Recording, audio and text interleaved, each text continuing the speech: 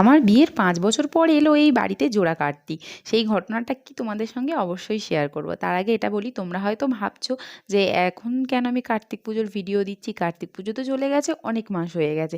আসলে আমার পুরানো ফোনটা ঘাঁটতে, ঘাঁটতে সেখানে আগেকার অনেক ভিডিওই রয়েছে, সেইগুলো ভাবলাম তোমাদের সাথে শেয়ার করিনি, তাই এখন শেয়ার করে দিই। সেই জন্যেই এটা করলাম। আর কার্তিক পুজোর আগের দিনকে এই যে দেখো সমস্ত কিছু লাইটিং দিয়ে সাজিয়েছে ওর কাকাইরা মিলে। তো যাই হোক, ঘটনাটা বলি। আসলে আমাদের এখানকার নিয়ম হলো যে একটা কার্তিক ছেলে ঠিক করতে হবে। তাকে ঠিক করার পরে তাকে তার নাম দিয়ে কার্তিক বসিয়ে আসতে হবে অন্য কারোর বাড়িতে। তো এই হিসাবে আমারও একটা কার্তিক ছেলে হওয়ার কথা ছিল।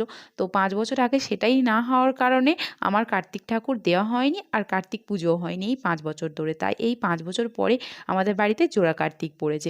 আসলে বাড়িতে জোড়া কার্তিক পড়েছে, দুটো সব আমার নয়, একটা হলো সায়ন্তীর, কারণ ওর তো এবছর নতুন বিয়ে হয়েছে সেটা তোমরা জানো। আর আমার ৫ বছর পরে আমারও একটা কার্তিক পড়েছে। এখানে ৩ টে কার্তিক কার, কার দেখছো? এই ৩ টে কিন্তু আমাদের ৩ জনের নয়। এই ৩ টে হলো আমার আর দিদির দুজনার। আসলে এখানকার পুজোর নিয়ম হলো আগেকার যে মানে আগের বছরের যে কার্তিক সেটাকেও রাখতে হবে, আর এবছরেকার নতুন একটা কার্তিক কিনে দুটোকে একসঙ্গে পুজো করতে হবে।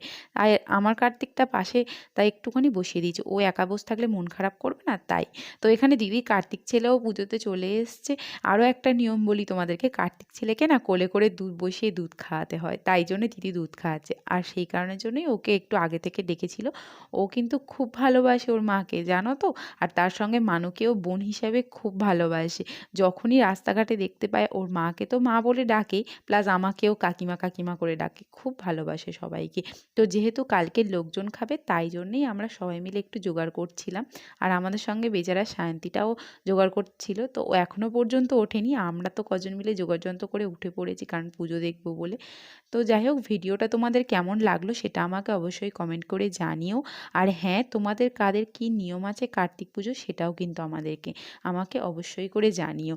তো যাই হোক, আমাদের পুজো তো মোটামুটি কমপ্লিট হয়েই এসেছে, এখন আরতি চলছে। তো ভিডিওটা আজকের এখানেই শেষ করছি। শান্তির জল একটু নিয়ে নিলাম।